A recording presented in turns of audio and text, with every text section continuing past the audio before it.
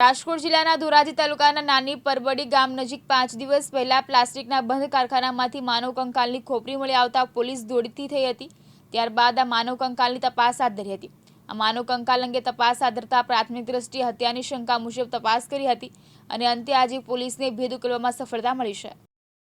આ બનાવની ગંભીરતાને ધ્યાને લઈ સૌપ્રથમ શકમંદ મૃતકના પતિ વિપિન યાદવ તથા તેના ભાઈ સૌરભ સિંઘને ટેકનિકલ સર્વેલન્સ તથા બાતમીદારોના આધારે ઉત્તર પ્રદેશના ઇટાવા જિલ્લાના ભરથાના તાલુકાના નગલાદયા ગામેથી પકડી પાડી પૂછપરછ કરી હતી, જેમાં મૃતકના પતિએ ગલ્લાતલ્લા કરતા આ બંનેની આકરી પૂછપરછ કરી હતી, જેથી બંને ભાઈ ભાગી ગયા હતા અને તેમણે સ્વીકાર્યું કે આજથી 9 મહિના પહેલા ધોરાજી તાલુકાના નાની પરબડી ગામે આરોપી વિપિન યાદવ પોતાની પત્ની રેશમા દેવી ઉર્ફ સાયરા ઉર્ફે શાંતિ સાથે ઘરકંકાસમાં થતો હતો।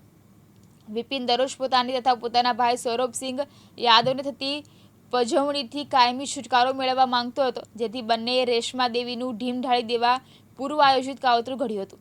વિપિને તેના બાળક આરુષને શાળાએ મોકલી દીધું બાદ ત્યારબાદ કારખાના કમ્પાઉન્ડ આસપાસ કોઈ વ્યક્તિ હાજર નથી તેની સૌરભસિંહ યાદવ પાસે ખાતરી કરાવી હતી।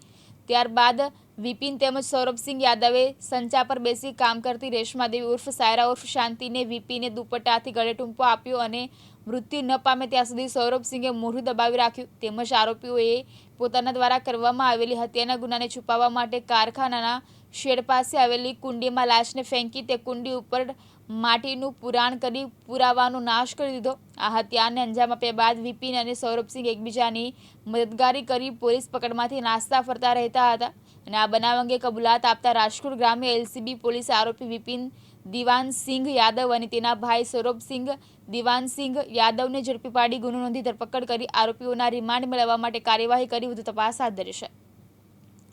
બ્યુરો રિપોર્ટ દિવ્યાંગ ન્યૂઝ રાજકોટ।